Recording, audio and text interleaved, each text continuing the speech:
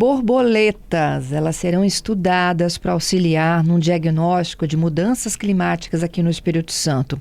Essa preocupação, gente, chega lá dentro do Parque Paulo César Vinha, e a minha convidada de agora, que é a gestora do parque, a Juliana Salgueiro, vai nos explicar um pouquinho mais sobre essa estratégia.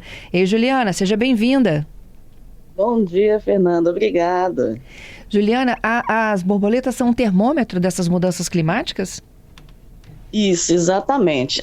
As borboletas, né, da espécie frugíveras, que se alimentam, né, de frutos em decomposição, seiva já fermentada, elas respondem muito rápido a mudanças no ambiente, a poluição, ao desmatamento. Então, elas são um termômetro do que existe naquele ambiente, de equilíbrio, né, e de alteração. Uhum.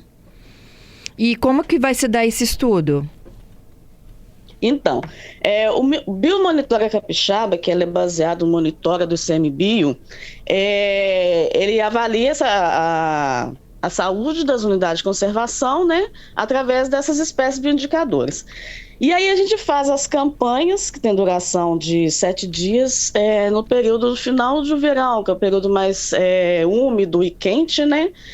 E aí a gente coloca iscas. Como elas são atraídas pelo cheiro da fruta em decomposição, a gente prepara uma isca que é feita à base de banana e caldo de cana, né? A gente deixa fermentar e coloca nos copinhos dentro das armadilhas. E essas armadilhas são instaladas no meio da mata e ficam ali por esse período de 7 dias. Nós vamos monitorando a cada 48 horas. A gente pega as que foram capturadas, né? Pega com cuidado, tem toda uma técnica para poder pegar, para não danificar as asas, né, das borboletas, e a gente faz uma marcação para evitar a recaptura e preenche uma planilha com a espécie que foi capturada, né, e aí no final das campanhas a gente faz esse monitoramento da abundância, né, e da diversidade das espécies. Tá, mas e aí, olha só, essas que foram capturadas, elas têm uma marquinha, elas têm o quê? Elas têm que se multiplicar? Não, a gente avalia a abundância, a quantidade de borboletas que apareceram e a diversidade de espécies. Quanto maior a diversidade, a abundância das borboletas, mais saudável está aquela mata. Entendeu? Tô entendendo. E esse monitoramento será feito em longo período, um período de 5 anos. Então, a gente tem como comparar essa abundância ao longo desses 5 anos. Por exemplo, esse ano teve pouco, no ano que vem apareceu mais. O que aconteceu? Por quê? O período que a gente coletou está certo?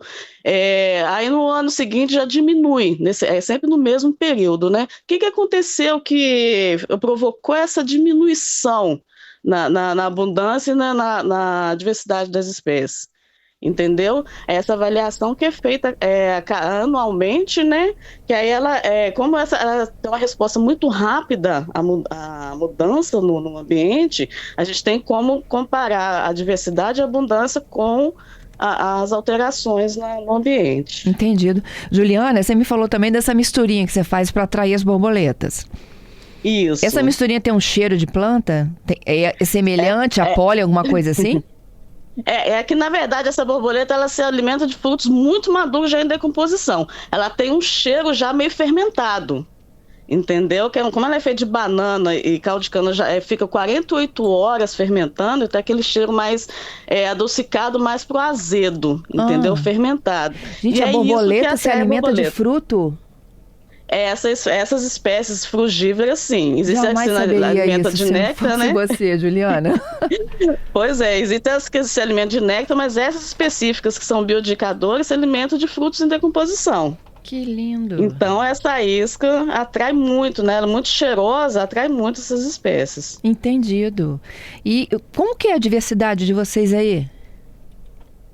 Então, as unidades de conservação, a gente tem a abundância muito grande, né? Essa campanha, ela foi feita já um pouco fora do período ideal de coleta, porque o período ideal seria finalzinho de dezembro, finalzinho do verão, quer dizer, em janeiro, fevereiro, março, máximo março, né? Que ainda está bem quente e úmido. A gente já saiu um pouco fora, a gente fez um final de abril, que a gente foi capacitado em março, né? E então o resultado já não foi tão robusto, que já é um indicador, né? Indicador que a gente fez fora do momento. Mas a gente já teve assim, grandes resultados. Para a gente que trabalha em unidade de conservação, participar dessas pesquisas é muito bonito de ver, né? A gente Imagino. teve. Que a gente tem uma diversidade muito grande, mas muitas vezes a gente não está em campo o tempo todo, né? O trabalho é mais fora da mata, protegendo ela, mas fora dela. E agora a gente está tendo a oportunidade de trabalhar dentro da mata, né? Realmente fazer a pesquisa dentro da mata. E é muito bonito de ver. A gente já teve assim, uns resultados bons, apesar de estar fora do período ideal de coleta, né? Quanto tempo vive uma borboleta? Ela vive poucos meses. Algumas são semanas e há poucos meses. Tem um período de vida muito curto, né? Uhum. Mas essa época de coleta, por exemplo, é final de fevereiro, março, é o período que a maioria dessas espécies bioindicadoras, elas se metamorfoseiam. Então, é por isso que é o período ideal, né, de coleta. Entendido. E aí, olha só, como elas vivem um período muito curto, o trabalho de vocês também tem que ser muito rápido, né? Exatamente, exatamente. Por isso tem esse período ideal. E esse período de coleta nosso, que é baseado nos protocolos do CMBio, né, é um período de 7 dias de campanha. Entendido. E aí vocês catalogam aquelas que foram encontradas. Na campanha Isso, seguinte, vocês têm que comparar com a anterior. exatamente. E comparar também com o clima na época. Estava ensolarado no período de coleta, estava chuvoso. Teve algum evento climático, como incêndio, próximo período? Tudo isso aí é avaliado junto com a catalogação das espécies. Sem Entendeu? dúvida. Esse conjunto de informações que vai fazer a avaliação. Entendido. E aí depois vocês vão chegar é claro, né, a coleta de dados que vai levar a um indicador de como que as mudanças climáticas afetam a diversidade de vocês e como a ocupação humana também, né? Exatamente, porque como elas são borboletas que vivem no interior de mata e são muito sensíveis, se houve um desmatamento, vai afetar aquela população de borboletas, né? Então, tudo isso aí são indicadores que vão compor o nosso monitoramento. Uhum. Vocês estão passando por um processo de expansão, não estão, Juliana? Sim, sim, a gente fez agora a consulta pública para a gente fazer a expansão do Parque Estadual Paulo César Vinha. Para onde ele vai crescer? Então, a gente tem 2 áreas que são previstas para anexar o parque, uma na área sul, ali na região de Setiba, e uma na área oeste, em direção, após a Rodovia do Sol, na área oeste. Indo para Vila Velha. Isso, subindo um pouco mais para Vila Velha, mas em direção à BR-101, sentido Sentido Rodovia do Sol contrário 101. Isso, da sentido sede do Rodovia do Sol parque, não é 101. isso? Isso, Entendido. exatamente. E como é que é esse processo de conscientização para os visitantes, hein, Juliana?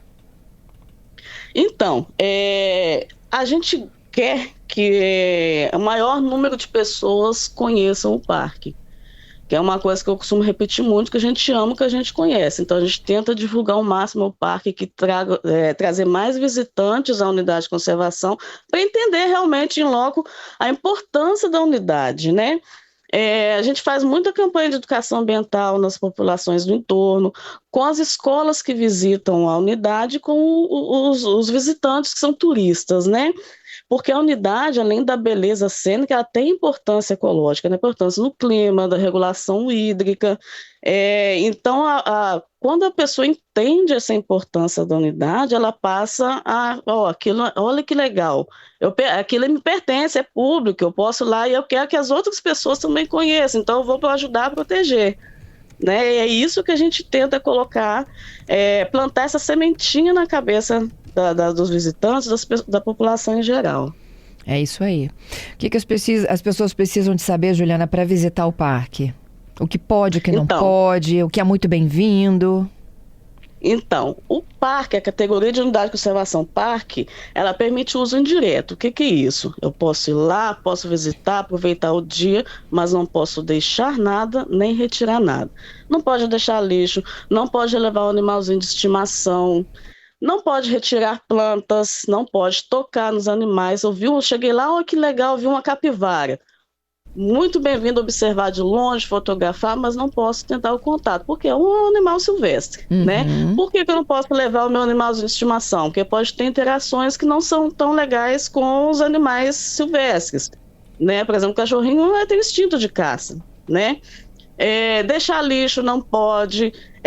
Uma coisa que a gente chama muita atenção, né? Porque a gente tem uma lagoa, a Laguna de Caraís, que ela tem uma dinâmica de às vezes estar encontrando com o mar e às vezes não. E às vezes no período de cheia a pessoa quer cavar para provocar o rompimento artificial dela. É uma coisa que não pode fazer, né? Porque se ela rompe artificialmente, ela drena toda a água da lagoa do parque e deixa o ambiente mais seco, que pode provocar um incêndio, né? Eu tenho muita curiosidade dessa história dessa lagoa. Ela é popularmente conhecida como a Lagoa da Coca-Cola, não é? Isso. Por que ela tem essa cor? Escura. Então, por causa da decomposição das plantas, porque a água da chuva vai descendo lentamente para a região de brejo, onde tem muita vegetação e matéria orgânica, né? Que é resultante da decomposição das plantas. E aí essa matéria orgânica vai se dissolvendo na água e dá aquela coloração. Bem escurona, né? Vermelhona. Perfeito. Então, as pessoas podem ir em escola, em família, em trilha, mas com essa pegada da conscientização, né? Exatamente. O parque é aberto diariamente, de 8 da manhã às 5 da tarde. Para grupos institucionais é necessário agendar. Para os demais visitantes não é necessário. Só no caso de grupos mesmo, para a gente ter esse controle de número de visitantes. É isso. A última pergunta aqui é do ouvinte, né? O Leonardo disse que estava ouvindo a notícia de que a Prefeitura de Guarapari está trabalhando numa possível conversa com a Amazon para o aeroporto de Setiba. E como que se impacta no parque de vocês? Então, isso aí é uma coisa que vai ter que ser muito discutida junto à Prefeitura. Inclusive, existe um zoneamento que fala o que pode e o que não pode ser feito ali. E pelo nosso zoneamento, é uma atividade que não pode ser executada. Isso aí vai ser muito bem conversado com a Prefeitura ainda. Tem mais uma. O Giovanni Abranches pergunta que, enquanto escoteiro, ele gostaria de acampar no parque. Ele pergunta se é possível. Não. Nosso zoneamento não permite o acampamento. Pode ir lá, passar o dia, né, fazer atividades, mas não é permitido acampar. Entendido. É isso, Juliana, adoramos sua conversa, viu? Quando é que sai o resultado aí? Então, nos próximos meses a gente vai fazer as análises e já postar os resultados. Combinado, já te espero, viu? Tá bom? Bom trabalho para vocês aí no parque. Um ótimo dia, obrigada.